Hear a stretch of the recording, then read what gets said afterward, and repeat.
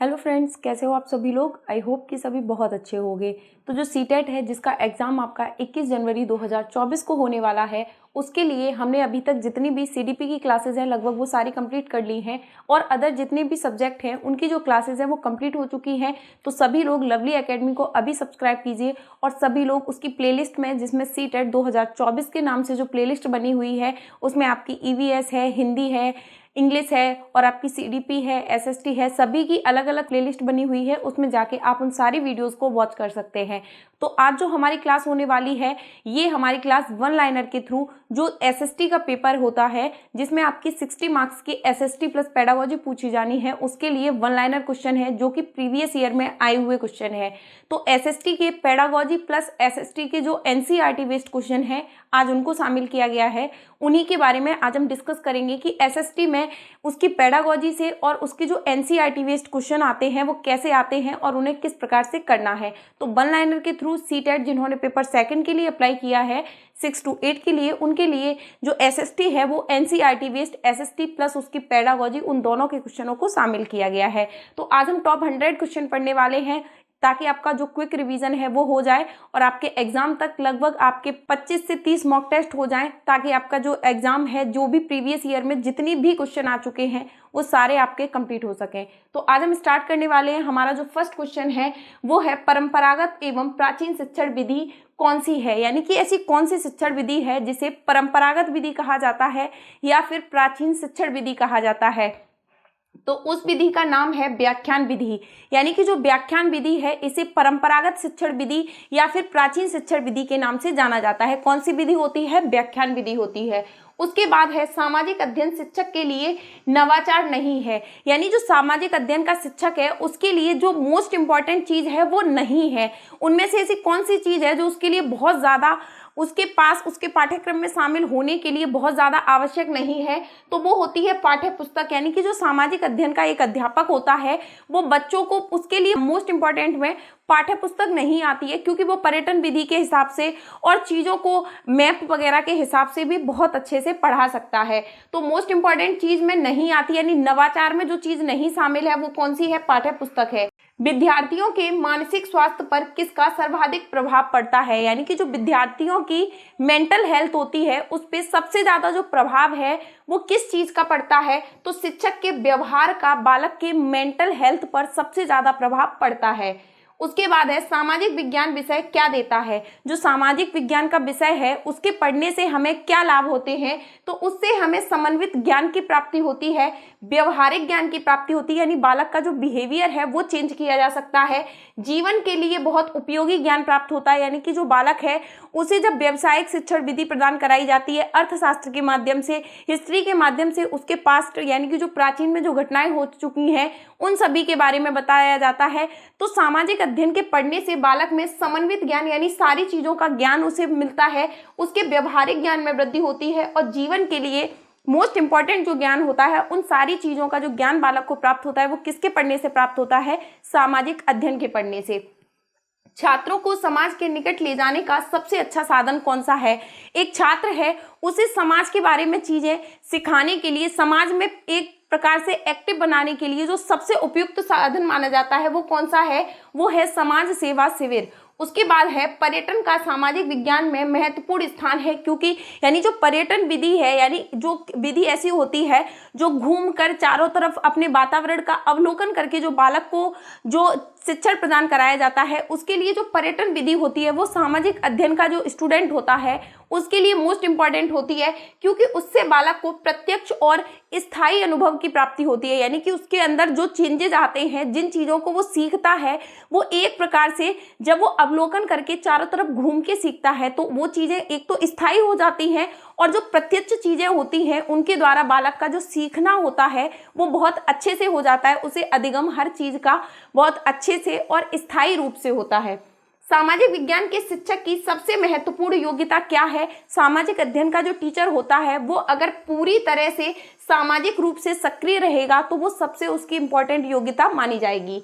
बालक में सर्वांगीण विकास हेतु क्या आवश्यक है, यानी एक बालक का पूरी तरीके से जो विकास है वो करने के लिए उसके लिए सबसे ज्यादा आवश्यक क्या होता है? तो शिक्षण के साथ में सहगामी क्रियाएं, यानी कि उसको जो चीजें पढ़ाई जा रही हैं वो तो उसको पढ़ाई जाए, उसके साथ साथ में उसे बाहरी जीवन से जोड़कर, यानी कि उसकी शिक्षा को घूमो विधि के हिसाब से, पर्यटन विधि के हिसाब से, बाहर की प्रत्यक्ष चीजों का अवलोकन करा के बालक की चिंतन प्रक्रिया का विकास करके, यानी कि जो सहगामी क्रियाएं होती हैं खेल कूद के माध्यम से, यानी सारी एक्टिविटीज को मिक्स करके अगर सिखाया जाए तो वो बालक के लिए मोस्ट इंपॉर्टेंट रहती है। हर्बर्ट स्पेंसर ने पाठ्य योजना के निर्माण में कौन सा सिद्धांत माना है? तो नवीन ज्ञान को पाठ्य योजना निर्माण में हर्बर्ट स्पेंसर ने मोस्ट इंपॉर्टेंट माना है। प्रोजेक्ट विधि सबसे अधिक उपयोगी है, क्योंकि प्रतिभाशाली जो बालक होते हैं उनके लिए प्रोजेक्ट विधि है वो सबसे ज्यादा उपयोगी मानी जाती है। जो मंद बुद्धि के बालक हैं और जो नॉर्मल यानी कि सामान्य बुद्धि के बालक हैं उनके लिए प्रोजेक्ट विधि उतनी ज्यादा उपयोगी नहीं है। एक तो ये प्रतिभाशाली बालकों के लिए उपयोगी है, दूसरा जो बड़ी कक्षा के विद्यार्थी होते हैं उनके लिए मोस्ट इंपॉर्टेंट मानी जाती है, क्योंकि प्रोजेक्ट विधि में बालक को समस्याएं दी जाती हैं और उनका समाधान वो स्वयं करता है, यानी कि जो अध्यापक होता है वो वहां पर सिर्फ उन्हें एक प्रकार से दिशा निर्देश करता है, यानी कि जो अध्यापक होता है वो केवल दिशा निर्देशन के लिए होता है। किस लिए होता है? दिशा निर्देशन के लिए होता है। और बालक जो अपने समस्या का समाधान ढूंढता है वो स्वयं करके सीखता है, यानी बालक जब किसी चीज को स्वयं करके सीखता है तो वो किस में सीखता है? प्रोजेक्ट विधि में सीखता है। तो एक तो प्रतिभाशाली बालकों के लिए इंपॉर्टेंट होती है, दूसरा जो बड़ी कक्षा के विद्यार्थी होते हैं उनके लिए मोस्ट इंपॉर्टेंट मानी जाती है। उसके बाद नेक्स्ट क्वेश्चन है, ह्यूरिस्टिक विधि में पढ़ाने से किस समस्या से मुक्ति मिल जाती है? तो दंड व्यवस्था से, जो ह्यूरिस्टिक विधि है उसके द्वारा जो दंड व्यवस्था होती है उससे मुक्ति मिल जाती है। सामाजिक अध्ययन शिक्षण हेतु उच्च प्राथमिक स्तर पर सबसे अधिक उपयोगी विधि कौन सी है? यानी कि जो 6 to 8 के स्टूडेंट हैं, जो उच्च प्राथमिक स्तर के स्टूडेंट हैं, उनके लिए सबसे ज्यादा उपयोगी विधि कौन सी है? अवलोकन विधि है। कौन से सब्जेक्ट के लिए? सामाजिक अध्ययन के सब्जेक्ट के लिए। इसे निरीक्षण विधि भी कहा जाता है। निरीक्षण का मतलब होता है हम किसी चीज की देखरेख कर रहे हैं, किसी चीज का अवलोकन करके सीख रहे हैं, उसे प्रत्यक्ष रूप से देखकर सीख रहे हैं। प्रोजेक्ट विधि किस पर आधारित है? तो जो प्रोजेक्ट विधि है वो किस पे आधारित है? प्रयोजनवाद पर आधारित है। समस्या समाधान व्यवहार प्राय उत्पन्न होता है, यानी कि जो समस्या समाधान करने का जो व्यवहार है वो दैनिक जीवन संबंधी परिस्थितियों में पूरी तरह से जो उपयोगी होता है, प्रभावी होता है। जो परिस्थितियां हमारे दैनिक रूप से यानी कि पर डे के हिसाब से जो चीजें हम सीखते हैं उसमें समस्या समाधान का जो व्यवहार होता है वो प्राय अवलोकन विधि या फिर ऐसे विधियों के द्वारा हम पूरा कर सकते हैं। जैसे प्रोजेक्ट विधि में एक बालक है, उसके सामने कोई समस्या रखी गई और वो एक प्रकार से पर डे के हिसाब से जब बालक किसी भी चीज की समस्या का समाधान करता है तो वो उसके लिए मोस्ट इंपॉर्टेंट माना जाता है। 1953 में माध्यमिक शिक्षा आयोग किसके नेतृत्व में गठित हुआ? जो माध्यमिक शिक्षा आयोग है वो कब गठित हुआ? 1953 में गठित हुआ।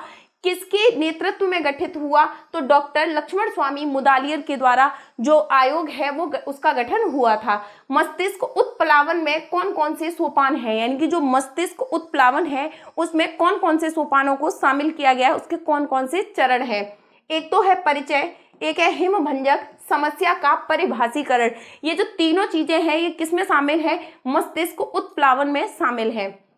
विलियम किलपैट्रिक प्रायोजना विधि के जनक हैं। इन्होंने किस दार्शनिक की विचारधारा को अपनाया था? तो प्रायोजना विधि के जो जनक है वो किसको माना जाता है? किलपैट्रिक को माना जाता है। तो इन्होंने ऐसा कौन सा दार्शनिक था जिन्होंने इसका विचार दिया था, लेकिन इसके जनक उनको माना जाता है, यानी किलपैट्रिक को इसका जनक माना जाता है। लेकिन अगर क्वेश्चन ये आता है प्रायोजना विधि का सबसे पहले विचार किसने दिया था? तो वो दिया था जॉन डीवी ने दिया था। किसने दिया था? जॉन डीवी ने। और प्रायोजना विधि के अगर ये पूछा जाता है कि जनक कौन है, वो है किलपैट्रिक। किस विधि को सामाजिकृत अभिव्यक्ति का स्वरूप कहा जाता है? इसके अन्य किस नाम से जाना जाता है? तो कार्यगोष्ठी विधि को सामाजिकृत अभिव्यक्ति का स्वरूप माना जाता है। योजना किस किस पर आधारित होती है? तो रुचि पर, उद्देश्य पर और आवश्यकता पर जो योजना है वो एक प्रकार से आधारित होती है। अगर बालक किसी चीज में रुचि ले रहा है तो वो उस चीज को ज्यादा अच्छे से सीखेगा। उसका उद्देश्य निर्धारित है तो वो उस चीज को ज्यादा अच्छे से सीखेगा। उसे उस चीज की कितनी नीड है, कितनी आवश्यकता है, तो इस चीज के आधार पर भी जो बालक है वो एक प्रकार से अपनी अगर योजना बनाकर, अपनी स्ट्रेटेजी बनाकर चीजों को सीखता है तो वो ज्यादा अच्छे से सीख पाएगा। क्योंकि जब बालक इंटरेस्ट लेगा, उसका उद्देश्य होगा कि मुझे जैसे सीटेट क्वालिफाई करना है, तो एक तो वो पढ़ने में रुचि लेगा, दूसरा उसका उद्देश्य है कि मुझे सीटेट क्वालिफाई करना ही है, तो बालक क्या करेगा? उसे बहुत अच्छे से पढ़ेगा, क्योंकि उसको सीटेट क्वालिफाई करना उसकी नीड है। क्योंकि इसके आगे जो वैकेंसी आएंगी उनमें उनमें वो एक प्रकार से वैलिड हो सकता है। तो बालक क्या करेगा, जब इस चीज़ का उद्देश्य निर्धारित कर लेगा और उसमें ज़्यादा इंटरेस्ट लेगा तो वो चीज़ों को अच्छे से सीख पाएगा। समस्या समाधान विधि में समस्या का चयन करना शिक्षक के लिए आवश्यक होता है, क्योंकि समस्त पाठ या प्रकरण इस विधि से नहीं पढ़ाए जा सकते, यानी कि जितने भी पाठ हैं, जितने भी प्रकरण हैं, वो सारे इसी विधि से नहीं पढ़ाए जा सकते। तो समस्या समाधान विधि का जो चयन है वो शिक्षक के लिए आवश्यक होता है कि बालक को क्या क्या चीज़ें पढ़ानी है, कौन कौन सी समस्याएं उसके सामने लानी है और किस प्रकार से उसकी चिंतन प्रक्रिया को बढ़ावा देना है। उसके बाद नेक्स्ट क्वेश्चन है, भारतीय शिक्षा आयोग ने सामाजिक अध्ययन को कब स्वीकारा था? तो 1964 से 1966 तक स्वीकारा था। इकाई योजना में ग्रामबस के अनुसार कितने सोपान होते हैं? तो 4 सोपान होते हैं। आप कक्षा 6 में महाभारत का प्रकरण पढ़ाना चाहते हैं तो आप किस विधि को सर्वश्रेष्ठ मानेंगे? अगर आप कक्षा 6 के एक स्टूडेंट को महाभारत के बारे में बताना चाहते हैं, यानी महाभारत वाला चैप्टर पढ़ाना चाहते हैं, तो उस स्टूडेंट को आप सबसे अच्छी कौन सी विधि रहेगी जिसके द्वारा वो बालक बहुत अच्छे से सीख पाए? तो उसके लिए आप कहानी विधि के माध्यम से बहुत अच्छे से बालक को सिखा सकते हैं, क्योंकि 6 क्लास का स्टूडेंट ना तो बहुत ज़्यादा बड़ा होता है ना ही बहुत छोटा होता है। तो उसे अगर आप कहानी के रूप में चीज़ों को पढ़ के सिखाएंगे तो वो बहुत अच्छे से सीख पाएगा, क्योंकि जो छोटे बच्चे होते हैं उन्हें कहानियाँ सुनने में इंटरेस्ट होता है, और जब आप एक कहानी के माध्यम से बालक को पढ़ाएंगे तो बालक उस चीज़ में रुचि लेगा और चीज़ों को बहुत अच्छे से सुनेगा और समझेगा। प्रस्तावना का मूल आधार होता है, तो जो प्रस्तावना कौशल होता है उसका मूल आधार क्या माना जाता है? पूर्व ज्ञान माना जाता है, यानी बालक को प्री नॉलेज किस किस चीज़ की है, ये चीज़ प्रस्तावना कौशल का सबसे ज़्यादा इम्पोर्टेंट भाग माना जाता है। सामाजिक विज्ञान की तकनीकी कौशल नहीं है तो सुदृढ़ीकरण है, जो ये सामाजिक विज्ञान की सबसे ज़्यादा इम्पोर्टेंट या फिर कोई एक प्रकार से महत्वपूर्ण तकनीकी नहीं मानी जाती है। टीचिंग ऑफ सोशल साइंस पर स्थित पेपर जोर देता है, तो किस पर जोर देता है? विभिन्न विचारों का सम्मान करना, विचारों और प्रथाओं की जांच करने पर जो टीचिंग ऑफ सोशल साइंस है ये सबसे ज़्यादा जोर देता है। उच्च प्राथमिक स्तर पर सामाजिक विज्ञान में कौन सा विषय शामिल नहीं है? तो मनोविज्ञान है, जो कि सामाजिक अध्ययन का जो विषय है उसमें शामिल नहीं है। सामाजिक अध्ययन में शामिल क्या क्या है? नागरिक शास्त्र है, हिस्ट्री है, जियोग्राफी है, और उसके बाद आपकी सोशलॉजी है। ये सारे सब्जेक्ट किस में शामिल हैं? सामाजिक अध्ययन में शामिल है। उपचारात्मक शिक्षण के लिए किया जा सकता है, यानी उपचारात्मक, किसी बालक को उपचारात्मक शिक्षण प्रदान कराना है, उपचारात्मक शिक्षण के लिए आप क्या क्या कर सकते हैं?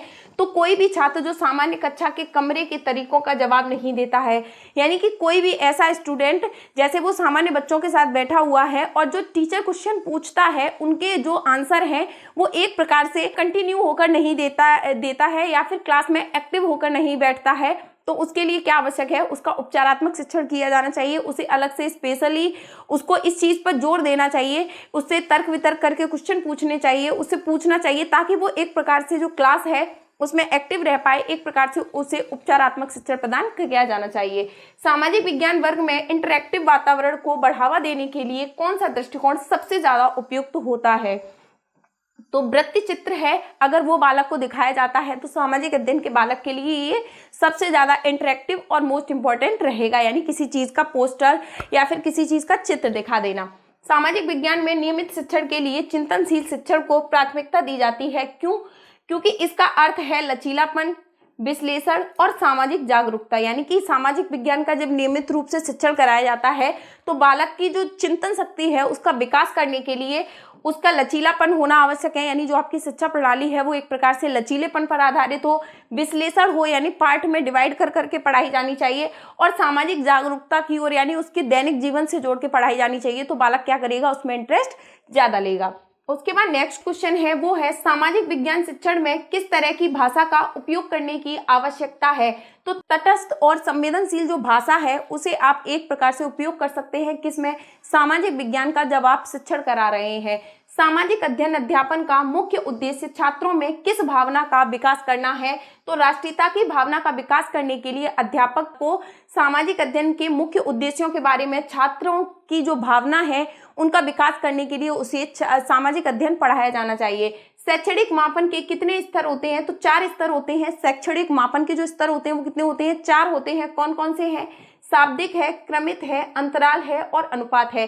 शाब्दिक, क्रमित, अंतराल और अनुपात, ये किसके स्तर हैं? शैक्षणिक मापन के स्तर हैं। मूल्यांकन के क्षेत्र में छात्र के व्यक्तित्व के कौन कौन से अंग आते हैं? तो ज्ञान है, कुशलताएं हैं, रुचियां हैं, योग्यता है और बुद्धि है, ये सारी चीजें किस में आएंगी? मूल्यांकन के क्षेत्र में आती हैं। मूल्यांकन का क्रियात्मक पक्ष क्या होता है? तो स्वाभाविकरण करना मूल्यांकन का क्रियात्मक पक्ष होता है। उसके बाद है एक अच्छे परीक्षण का मुख्य गुण क्या होता है?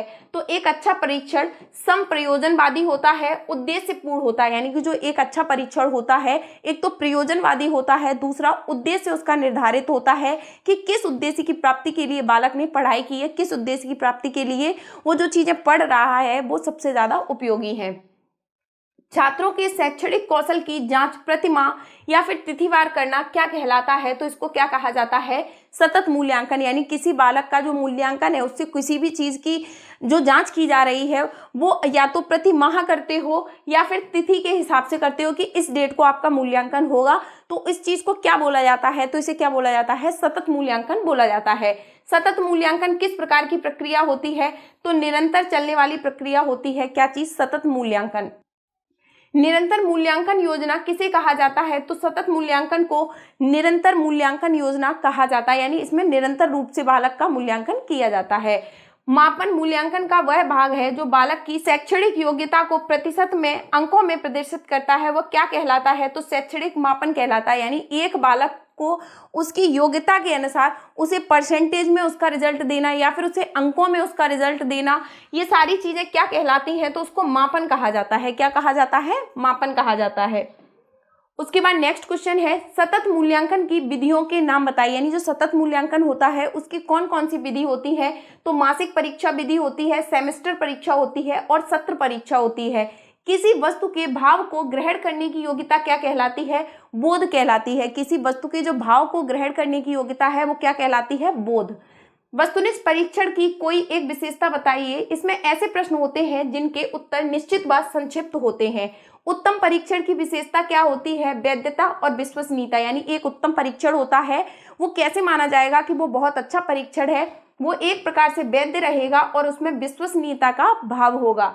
जब परीक्षण करने से बार बार एक जैसा ही परिणाम आता है तो इसे क्या कहते हैं? ये उस परीक्षण की विश्वसनीयता है कि उसका बार बार परीक्षण किया जा रहा है फिर भी जो उसका रिजल्ट आ रहा है वो एक समान आ रहा है, यानी कि वो परीक्षण है वो एक प्रकार से विश्वसनीय है। औसत बुद्धि स्तर के छात्रों की बुद्धि लब्धि कितनी होती है? तो 90 से 110 तक होती है। कक्षागत समस्या का समाधान किसके द्वारा किया जाता है? क्रियात्मक अनुसंधान के द्वारा किया जाता है। वस्तुनिष्ठ परीक्षा की विशेषता है विश्वसनीयता, वैधता और वस्तुनिष्ठता। अपचारी शिक्षण की विधि क्या होती है? यानी जो अपसारी शिक्षण होता है उसकी विधि क्या होती है? अनुवर्ग शिक्षण और स्वामित्व अधिगम। अपसारी जो शिक्षण होता है उसकी विधि क्या क्या मानी जाती है? तो अनुवर्ग शिक्षण और स्वामित्व अधिगम है, ये किसकी विधि मानी जाती है? अपसारी शिक्षण की विधि मानी जाती है। मूल्यांकन द्वारा किस चीज का पता चलता है? तो छात्रों के व्यवहार परिवर्तन का पता चलता है। एक बालक का जब मूल्यांकन किया जाता है तो पता चलता है कि छात्रों के व्यवहार में कितना परिवर्तन किया गया है या कितना परिवर्तन हुआ है। उसके बाद नेक्स्ट क्वेश्चन है विकासात्मक प्रश्न पूछे जाते हैं। जो विकासात्मक प्रश्न होते हैं वो किस चीज में पूछे जाते हैं? तो प्रस्तुतिकरण में पूछे जाते हैं। मूल्यांकन की प्रक्रिया छात्रों को क्या देती है? अगर बालकों का मूल्यांकन किया जाता है तो उसकी प्रक्रिया के द्वारा श्रेष्ठ कार्य करने की प्रेरणा जो है, अगर बालक का बार बार मूल्यांकन किया जाएगा तो अच्छा कार्य करने की जो प्रेरणा है वो किसके द्वारा बालकों को मिलती है? मूल्यांकन के द्वारा मिलती है। निबंधनात्मक प्रश्नों की विशेषता क्या होती है? वो उपयोगिता उसकी सबसे ज्यादा मोस्ट इंपॉर्टेंट विशेषता होती है। बहुवैकल्पिक प्रश्न कैसे होते हैं? वस्तुनिष्ठ प्रश्न होते हैं, उन्हीं को बहुविकल्पीय प्रश्न बोले जाते हैं, यानी जो ऑब्जेक्टिव टाइप क्वेश्चन होते हैं। अच्छे प्रश्नों के निर्माण में सर्वाधिक प्रमुख विशेषता क्या है? उद्देश्य और प्रयोजन। निरीक्षण आंख के द्वारा विचार पूर्वक किया गया अध्ययन है, यह कथन किसका है? तो युंग का है। ये कथन किसका है? युंग का। प्रश्नों के कई प्रकार होते हैं। पौधे एवं जानवरों में 4 अंतर बताइए। ये प्रश्न किस प्रकार का उदाहरण है? तो ये लघुत्तरीय प्रश्न है क्योंकि जानवरों में 4 अंतर बताने हैं, यानी कि जो पौधे और जानवरों में जो डिफरेंसेस बना रहे हैं। तो जब कोई क्वेश्चन होते हैं जिसकी जो लेंथ होती है वो मान लो 8 से 10 लाइनिंग की होती है तो ये क्वेश्चन किस में आएंगे? लघुत्तरीय प्रश्नों के अंदर आएंगे। एक चित्र के द्वारा डॉक्टर की रोगी का परीक्षण करते हुए दिखाया जा रहा है, यानी एक चित्र में एक डॉक्टर है वो रोगी का परीक्षण करते हुए दिखाया जा रहा है। ये कौन से प्रकार का प्रश्न है? तो ये कैसा प्रश्न है? चित्रात्मक प्रश्न है क्योंकि चित्र के माध्यम से स्टूडेंटों से पूछा गया है। आलोचनात्मक चिंतन का क्या अर्थ होता है? तो सकारात्मक और नकारात्मक दोनों ही चिंतनों को आलोचनात्मक चिंतन की श्रेणी में रखा जाता है। मूल्यांकन की प्रक्रिया की व्याख्या विद्यार्थियों के समस्त व्यक्तित्व पर अपना प्रसार का उल्लेख करती है, ना कि केवल उसकी बौद्धिक उपलब्धि का। यह कथन किसका है? तो रेमर्स गेज का यह कथन है। क्या चीज? मूल्यांकन की प्रक्रिया व्यापकता विद्यार्थियों के समस्त व्यक्तित्व पर अपने प्रचार का उल्लेख करती है, ना कि केवल उसकी बौद्धिक उपलब्धि पर। उसके बाद नेक्स्ट क्वेश्चन है, आकलन और मूल्यांकन की कौन सी प्रक्रिया होती है? तो संक्षिप्त प्रक्रिया होती है। मूल्यांकन शिक्षक और शिक्षार्थी दोनों के लिए किस प्रकार का कार्य करता है? तो पुनर्वलन का कार्य करता है। मूल्यांकन के द्वारा शिक्षक और शिक्षार्थी दोनों को पुनर्वलन की प्राप्ति होती है। विद्यालय आधारित मूल्यांकन किस प्रकार का होता है? तो बहुआयामी होता है। ये किसी भी प्रकार से किया जा सकता है, ओरली भी किया जा सकता है, यानी कि मौखिक रूप से भी किया जाता है, लेखन कराकर, यानी एक प्रकार से जो बालक को पेपर कॉपी देके और उसके द्वारा भी किया जा सकता है। तो ये किसी भी प्रकार का हो सकता है, बहुआयामी होता है। अधिगम में आकलन किस लिए आवश्यक होता है? तो प्रेरणा के लिए। गणित में अधिगम निर्योग्यता का आकलन किस परीक्षण के द्वारा सर्वाधिक उचित तरीके से किया जा सकता है? तो निदानात्मक परीक्षण के द्वारा किया जा सकता है। मार्गदर्शन का प्रयोजन है। मूल्यांकन की बहुविधि मॉडलों का प्रयोग है, तो वो किस चीज के लिए है? मार्गदर्शन प्रयोजन के लिए है। कौन सा व्यवहार बच्चे को अधिगम निर्योग्यता की पहचान कराता है? तो मनोभाव का जल्दी जल्दी बदलना, यानी मूड स्विंग्स होते हैं। जैसे जो बालक का व्यवहार है वो जल्दी जल्दी अगर चेंज होता है, तो ये किस चीज को दर्शाता है? अधिगम निर्योग्यता को दर्शाता है।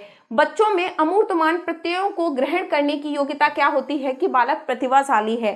भारत की स्थल सीमा से कौन से देश लगे हैं? तो बांग्लादेश है, चीन है, पाकिस्तान है, नेपाल है, बर्मा है और भूटान है। इनकी जो सीमा है वो स्थलीय रूप से, यानी कि एक प्रकार से जैसे एक सीमा जल से मैच करती है, यानी जल से मिली होती है, और एक सीमा स्थल से मिली होती है। तो ये जो सारी देश हैं, ये जो भारत से अपनी सीमा है वो स्थल से मिलाते हैं। भारत की जल सीमा किन देशों से मिलती है? मालदीव से, यानी जलीय रूप से मिलता है। श्रीलंका, बांग्लादेश, म्यांमार और पाकिस्तान, यानी इन सभी देशों की जो भारत से सीमा है वो जल स्थल से मिलती है, यानी कि जल सीमा से मिलती है। उसके बाद नेक्स्ट क्वेश्चन है, कर्क रेखा किन राज्यों से होकर गुजरती है? तो राजस्थान, गुजरात, मध्य प्रदेश, छत्तीसगढ़, झारखंड, पश्चिम बंगाल, त्रिपुरा और मिजोरम, इन देशों से कौन सी रेखा गुजरती है? कर्क रेखा। भारत की मुख्य भूमि की दक्षिणी सीमा कितने अक्षांश है? तो 8.4 डिग्री अक्षांश है। उसके बाद है, भारत का मानक समय कहाँ से लिया गया है? तो इलाहाबाद के पास में जो नैनी नामक स्थान है वहां से इंडिया है उसकी मानक समय रेखा को लिया गया है। उसके बाद है, भूमध्य रेखा से भारत के दक्षिण छोर की दूरी कितनी है? तो 876 किलोमीटर है। भारत की स्थल सीमा की लंबाई कितनी है? 15,200 किलोमीटर है। कोंकण तट कहाँ से कहाँ तक स्थित है? तो गोवा से दमन तक जो कोंकण तट है उसकी जो स्थिति है, यानी कि वो चीजें कहाँ तक स्थित है? तो गोवा से दमन तक कोंकण तट क्या है? स्थित है। पृथ्वी के स्थल पृष्ठ का कितना भाग रेगिस्तान है? तो पृथ्वी के स्थल का जो 5% का भाग है, यानी 5वां भाग है, वो पूरी भाग यानी कि रेगिस्तान है। उसके बाद है, थार मरुस्थल किस देश में है? तो भारत में है। विश्व का सबसे शुष्कतम मरुस्थल कौन सा है? तो आटाकामा मरुस्थल है जो विश्व का सबसे शुष्कतम मरुस्थल माना जाता है। विश्व का मरुस्थल विहीन महाद्वीप कौन सा है? ऐसा कौन सा महाद्वीप है जिस पर कोई भी मरुस्थल नहीं है? तो यूरोप मरुस्थल के बिना एकमात्र महाद्वीप है, यानी यूरोप है, वहां पर एक भी मरुस्थल नहीं है। उसके बाद नेक्स्ट क्वेश्चन है, भूगोल के लिए जियोग्राफिका शब्द का प्रयोग सर्वप्रथम किसने किया? तो इरेटोस्थनीज ने किया था। किसने किया था? इरेटोस्थनीज ने किया था। मेट्रोलॉजिया नामक पुस्तक की रचना किसने की? तो अरस्तु ने की थी। सूर्य का प्रकाश धरती पर पहुंचने में कितना मिनट लेता है? तो 8.3 मिनट का समय लेता है। नॉर्वे में अर्धरात्रि के समय सूर्य कब दिखाई देता है? तो 21 जून को नॉर्वे में अर्धरात्रि के समय में जो सूर्य है वो दिखाई देता है। जनसंख्या की दृष्टि से भारत का विश्व में कौन सा स्थान है? तो जनसंख्या की दृष्टि से भारत का विश्व में दूसरा स्थान है। क्षेत्रफल की दृष्टि से भारत का विश्व में कौन सा स्थान है? तो 7वां स्थान है। भारत के उत्तर में कौन कौन से देश हैं? तो चीन है, नेपाल है और भूटान है। ये किस जगह स्थित है? भारत के उत्तर में स्थित है। भारत के पूर्व में कौन से देश हैं? तो बांग्लादेश है जो कि भारत के सबसे ज्यादा पूर्व में स्थित है। भारत के पश्चिम में कौन सा देश है? पाकिस्तान है। भारत के दक्षिण पश्चिम में कौन सा सागर है? अरब सागर है जो कि भारत के दक्षिण पश्चिम में स्थित है। भारत के दक्षिण पूर्व में कौन सी खाड़ी है? तो बंगाल की खाड़ी है। भारत के दक्षिण में कौन सा महासागर है? हिंद महासागर है। सेंचुरा मरुभूमि किस देश में स्थित है? तो पेरू के अंदर सेंचुरा मरुभूमि स्थित है। पृथ्वी की स्थल पृष्ठ का कितना भाग रेगिस्तान है? तो 5% भाग यानी 5वां भाग रेगिस्तान है। थार मरुस्थल किस देश में है? इंडिया के अंदर है। विश्व का सबसे शुष्कतम मरुस्थल कौन सा है? आटाकामा है। आफिला दर्रा किन देशों को जोड़ता है? तो भारत और चीन को जो जोड़ने वाला दर्रा है उसे आफिला दर्रा बोला जाता है। चांगला दर्रा किस किस को जोड़ता है? तो लद्दाख को तिब्बत से जोड़ता है। दिहांग दर्रा किस राज्य में है? अरुणाचल प्रदेश में है। कौन सा दर्रा? दिहांग दर्रा। जम्मू को श्रीनगर से कौन सा दर्रा जोड़ता है? तो जो पीर पंजाल है ये दर्रा जम्मू को श्रीनगर से जोड़ता है। तो ये थे आपके एनसीईआरटी बेस्ड एसएसटी के मोस्ट इंपॉर्टेंट क्वेश्चन जो कि आपके प्रीवियस ईयर के जितने भी एग्जाम हो चुके हैं उन सभी में आ चुके हैं। तो आज हमारी ये वन लाइनर की एसएसटी की पेडागोजी और उससे एनसीईआरटी बेस्ड कुछ क्वेश्चनों की जो मोस्ट इंपॉर्टेंट क्लास थी जो कि आपके प्रीवियस ईयर में आए हुए जितने भी क्वेश्चन हैं वो सारे इसमें शामिल किए गए हैं। आई होप क्लास आपको पसंद आएगी और सभी लोग जिन्हें भी जिस सब्जेक्ट पर जितनी भी क्लासेस चाहिए कमेंट बॉक्स में एक बार जरूर बताइए आपको क्लास कैसी लगी, कमेंट बॉक्स में जरूर मेंशन कीजिएगा। तो आज के लिए हमारी एनसीईआरटी एसएसटी बेस्ड जो ये क्लास हुई है उसमें फिलहाल इतना ही। Thank you.